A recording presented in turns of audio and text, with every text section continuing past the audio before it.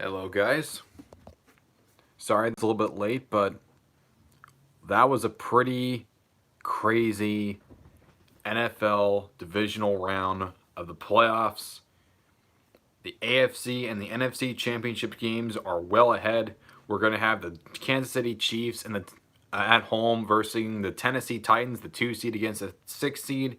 Meanwhile, in the NFC championship game, we'll get the San Francisco 49ers at home versus the 2 seeded Green Bay Packers. This is going to be a very, very exciting matchup for many reasons. But let's start with the very, very beginning. Of course, we started off the weekend when the Minnesota Vikings, the 6-seeded Minnesota Vikings, who came off a really shocking upset win over the 3-seeded New Orleans Saints, who were also my pick to go to the Super Bowl and win. They defeated the Saints, and here they were in the divisional round against the 1-seeded 49ers. And for this entire game, the Niners looked like they deserved that 1 seed without a doubt. Because when you look at the Niners, though on offense it was mostly just running the ball, Tevin Coleman had over 100 yards. The real catalyst was their defense. That defensive line was smothering Kirk Cousins and that Vikings offensive line. Dalvin Cook had only like 22 yards. He could not get going. In fact, for that entire Vikings offense as a whole, it was literally the lowest amount of yards allowed by an opponent since the Super Bowl began in 1966. That does not include before 1966 when they had the NFL or AFL championship games. But I would not be shocked if this was not the record, it would at least be top 3. This was arguably the best defensive performance of the entire playoffs so far. Not even close. The fact they were able to limit this Vikings offense for the entire game for the lowest amount of yards ever, that is saying a lot. Now, fortunately for Vikings fans, they're sick of that offense. They won't have to deal with that anymore, as their offensive coordinator, Kevin Stefanski, was just hired by the Cleveland Browns to be their new head coach. Now, I personally would not go with him. I would personally instead go with Eric Bieniemy. However, I don't think this was done out of a race issue, because Paul DePodesta did want Kevin Stefanski last year, and instead they got Freddie Kitchens, and he was the option last year by him, and because he is now calling more of the shots, thus Paul DePodesta made the decision, and he went with none other than Kevin Stefanski. So we'll see what happens with the 49ers, because they're going to be hosting the NFC Championship game. First time I think they're hosting the NFC Championship game since 2011, where they lost to the Giants. And their first NFC Championship game appearance following their loss to the Seahawks in 2013. Moving on. Oh, hey, Zenny. Nice to see that you're responding to me. It's my first time doing the video for this week. A lot of stuff going on. So the second game, we had the Tennessee Titans against the Baltimore Ravens. Ravens were my pick to go to the AFC. I didn't see them win the Super Bowl, but after the Saints loss, I saw them winning it. The Saints, arguably one of the best regular season teams I've seen this entire decade. Definitely top 10, no question, regardless of conference. This team's rushed for more yards than any other team in NFL history. They broke the record.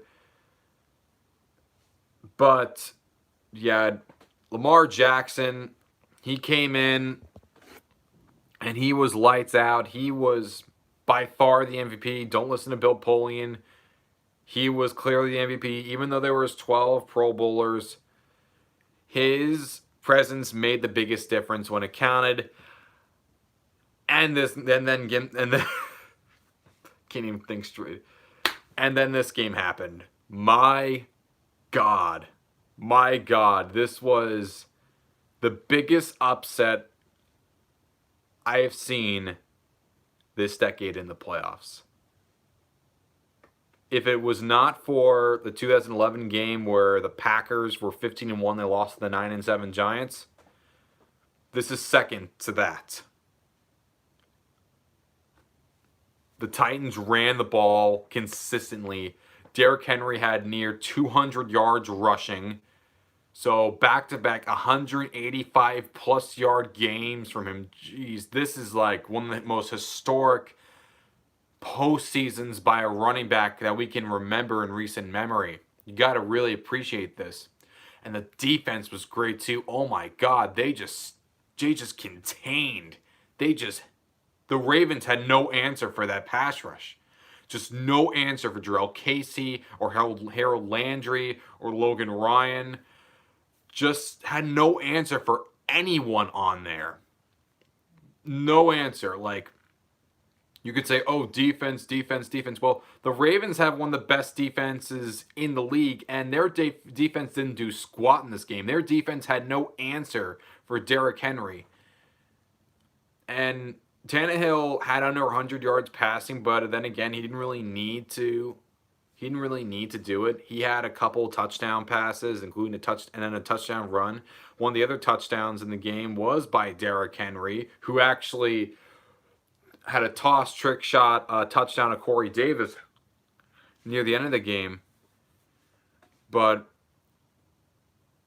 this really was one of the most embarrassing performances I can remember in the playoffs by a heavy Super Bowl favorite.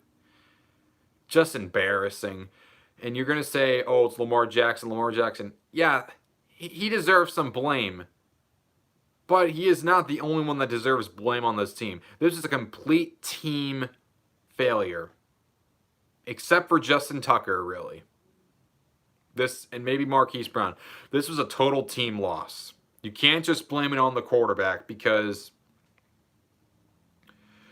yeah, you could blame Lamar Jackson all you want, but he's not the reason why Derrick Henry rushed for almost 200 yards. And I do think the arguments are a little bit petty. Now, granted, I do think they kind of get what they deserve because they did seem a little bit cocky, but at the same time, that's no excuse. Ravens were the best team this whole season. By far, they looked like they were going to cruise their way to an AFC Championship game, and they couldn't even win a playoff game. They just couldn't do it, and it just seemed like it was a guarantee, and it just didn't happen. And now John Harbaugh, I think, is a future Hall of Fame head coach.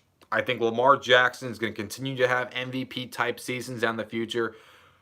But I also do worry if they do find an answer for him down the road, which I wouldn't be surprised, but we'll see what happens. But as for the Titans, you're in your first AFC Championship game since 2002 where you lost to the Raiders.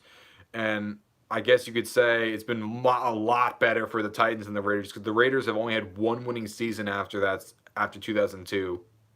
Where the Titans, they've had multiple winning seasons and multiple playoff appearances. And they're going to the AFC Championship game again. 4 straight 9-7 seasons. 2 times made the playoffs. Got 3 playoff victories out of it. You got to be very, very hopeful for the Titans' future. It's not going to include Mariota, but Tannehill's going to be the long-term starter. But you need to see if you're going to retain Derrick Henry. Because Derrick Henry is going to be a free agent after the season. You got to see what's going to happen. As for the Ravens, fortunately, you do have most of your coaching staff intact. You're going to have basically the same roster last year, but Marshall Yanda could retire. It's a really, really, really sad end for one of the best teams this entire decade.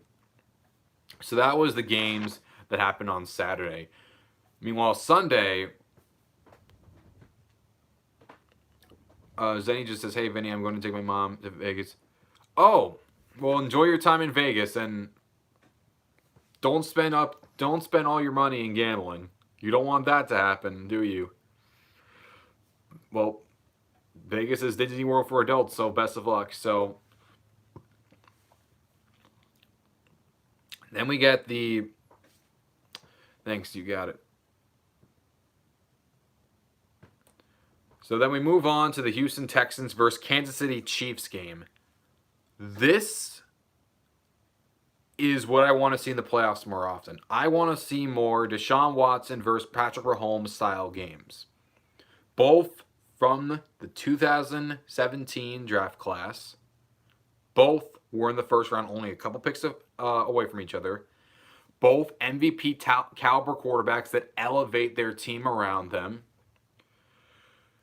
Both have really, really dedicated fan bases. Both in the middle of America.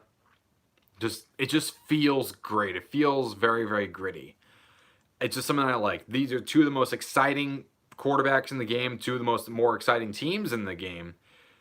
Though the Chiefs are a much better coach team and much better talent, the Texans have also been pretty fun this year too. Now, granted, the coaching not as good, but still very fun. So this is going to be a rematch. So this was a rematch of their game early in the season where the Texans, Carlos Hyde, ran a little over the Chiefs, and the Texans won in Arrowhead. And that gave a lot of people, they were a little bit queasy, saying, is this really, how much is this going to affect the Chiefs down the road? It didn't really matter that much. Chiefs got the 2 seed, Texans got the 4 seed. And yeah, and then the game started. It looked like it was going to be almost, man, that first quarter, oh my God. No one from the Chiefs was catching any ball. Kelsey was dropping passes. Harbaugh was dropping passes. Hill was dropped a return for the Texans. Oh my God, that was horrible. Like 2 touchdowns in a span of 2 minutes. I thought this game was over in just the first couple minutes. This game was over. This game was over as soon as I turned it on.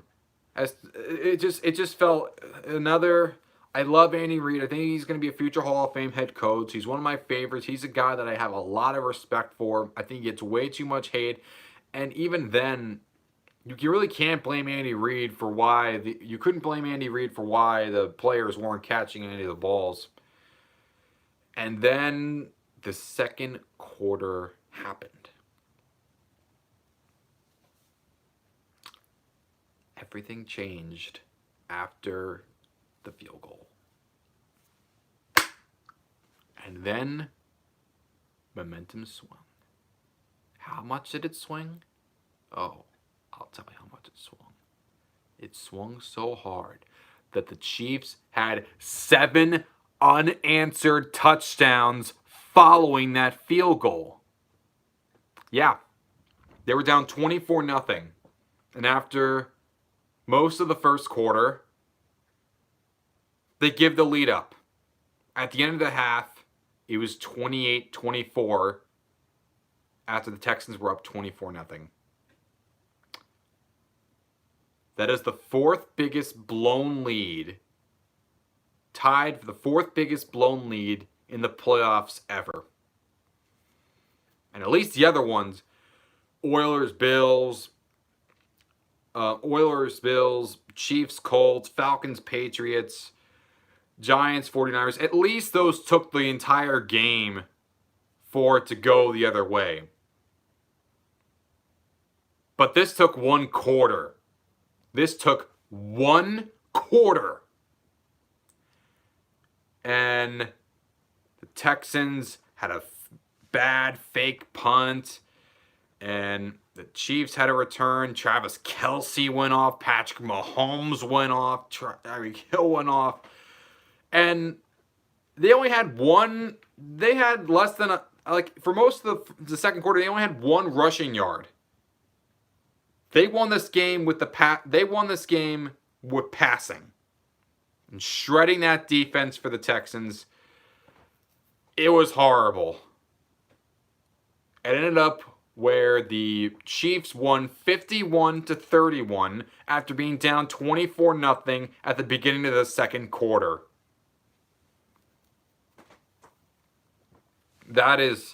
I can't get over how bad of a loss this was for the Texans. You were up 24-0 in the first quarter, and you squandered it. Instead of keeping your foot on the gas pedal, you just kind of levy it off, and you just let the Chiefs go all over you. That's bad. And now, the Chiefs, For their first 58 years of existence, they never hosted an AFL championship or even an AFC championship game. And now they get to host it 2 years in a row. This is going to be very, very interesting. Two very, very different teams, the Kansas City Chiefs and the Tennessee Titans. One's very pass heavy and the other one is very run heavy. This is going to be a really big, different identities clashing each other, like two very, very, very different teams. You can kind of say we would have gotten that with the Ravens, but you get that a lot more with the Titans right now because they've been running the ball through everyone. And by everyone, I mean the Patriots and the Ravens. It's going to be very, very interesting. I personally think between these two, I have the Titans winning because I think the Titans would get it done. Although I'm personally rooting for the Chiefs, I think the Titans will get it done and advance to Super Bowl 54. And how crazy would that be if Ryan Tannehill gets to play in the Super Bowl in Miami? But by the way, the Dolphins are also paying more for him than the Titans this year. Just saying. Though I do think the Chiefs, I would love to see Andy Reid go to the Super Bowl finally. He really does deserve it. He's fifth. He's what is he like 6th all time in head coaching wins or 5th all time. He really is legendary, and the way that he helped lead this team after having a couple big playoff losses, the Colts and the Titans, it's nice to see that one went the other way for him. Then moving on to the final game of the slate, we had the Seattle Seahawks, who were the 5 seed, against the Green Bay Packers, who were the 2 seed. Packers were 13-3, but a lot of people were questioning how good of a 2 seed are they? How good of a 2 seed are they? How good of a 13-3 team are they? And the Seahawks, yeah, they're 11-5, but a lot of those wins were by 1-score games, led by Russell Wilson.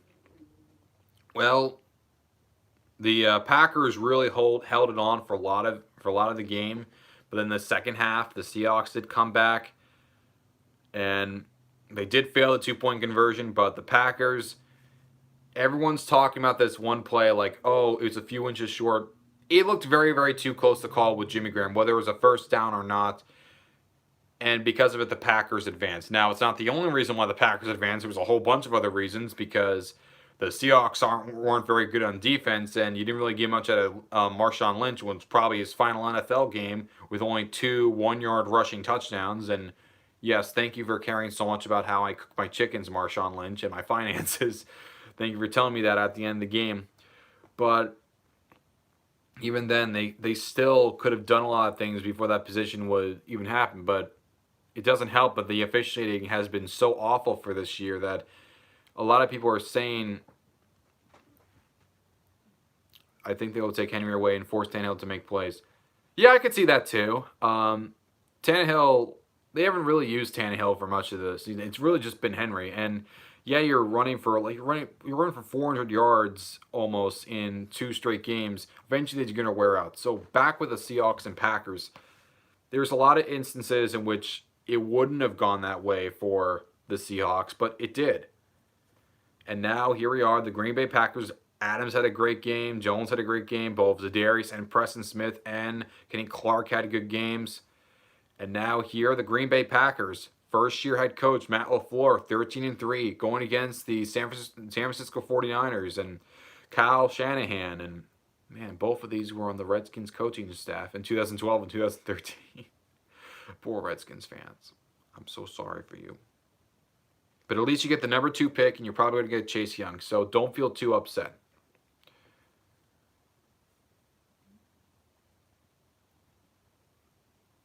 And now people are also wondering, what is my NFC Championship prediction going to be? Oh, 49ers. It's definitely the 49ers. I mean, they played against the Packers early in the season. They boat raced them.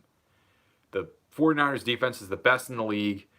I think we are in for a Titans and 49ers Super Bowl. We have a very big defensive, run-heavy battle, a very, very old-school kind of a game. It will be very, very fun. Very, very physical, very, very run-heavy, not a lot of the quarterback, but more the whole team. I think that could be really a very old-school kind of a game. Though I do think that there could be a chance we get Chiefs Packers, but I don't see that. That's the least likely of the matchups that I see happening. I know you can say, oh, the league's rigged because they want to see the rematch of the first Super Bowl, even though that was 54 years ago and not 100 years ago. And then NFL's 100th anniversary. Ooh, but there's not really much to go off of that. It's just speculation. And if it doesn't happen, what are you going to say? Are you going to say, oh, they didn't want to do it?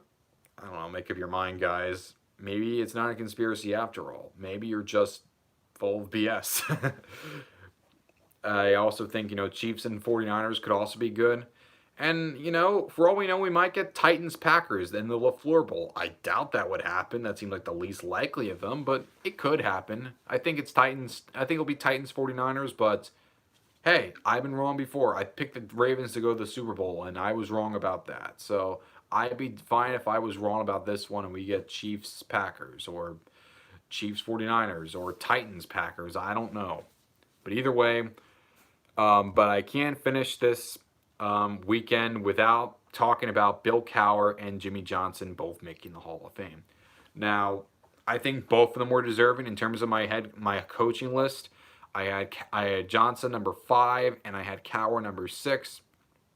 Would they be the two that I would choose? No, I'd probably go with Don Coryell and Tom Flores because Coryell changed the game and Flores, he was the first ever minority to win a Super Bowl. He did it twice, and his teams won against, Gibbs. They won against Stram. They won against They won against Noel. They won against great head coaches, and he did it. He's got 2 of them, and I also understand as to why they probably went with Cowher and Johnson because the ironic is. Yeah, I agree. Chiefs and Niners do have the best coaching staffs.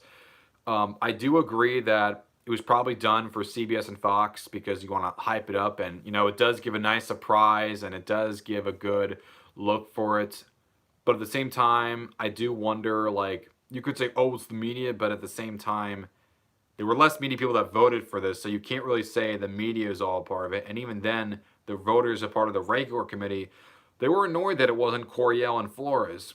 But at the same time, I said to myself, I say to them, you guys had a chance to induct them both last year, and you didn't do it. So that's kind of on you for putting them in this situation in the first place. Just saying. So you can't really fault them because you could have prevented that from happening, but you chose not to. I understand they were against other players. But you still had a chance to do it, and you didn't do it. Fortunately, so I understand you want to blame others, but you got to look at yourself too. Fortunately, I hope this energy gets made into wanting to make a coaching section. Thanks. I hope that they add a coaching section that adds guys like Don Coryell, Tom Flores, Clark Shaughnessy, Buddy Parker, a lot of these big names, because there are a lot of coaches that are deserving. And I do think that, with this little outrage by some of them, this could lead to it. So you could say it's negative that Coryell and Flores didn't make it. Yeah, that's true. But at the same time, I think this was probably what they needed to really jolt that enthusiasm, because I don't think if you had Coryell or Flores in there, you wouldn't have gotten this much need to put in them. So it's anything, this was good for Coryell and Flores in the long run potentially. And I do have a lot of expectations for them that they could probably come as soon as next year. Maybe a span in the next year. In the next 3 years, you will see both Tom Flores and Don Coryell, and I'm going to book that right now. And I think they could both come as soon as next year. So those are my thoughts on the divisional round games, my championship game predictions, and my thoughts on my thoughts on Bill Cowher and Jimmy Johnson getting in. I'd also say that for Bill Cowher, his winning percentage was definitely the best out of all the finalists, and he did make it to 4 AFC championship games with 4 different. He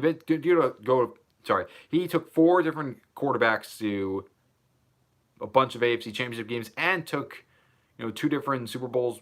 2 different quarterbacks, and he was a great head coach. And as for Johnson, He changed the way we look at drafting, and he was also the guy that started the Cowboys dynasty. Please, for God's sakes, Jerry, put him in the Ring of Honor. So those are my thoughts on everything that's happened this weekend. So, yeah. Unfortunately, we will not see an AFC South conference championship game, but hey, at least we were close. Thank you for everyone that paid attention and watched. I greatly appreciate it, and take care of yourselves and have a great one.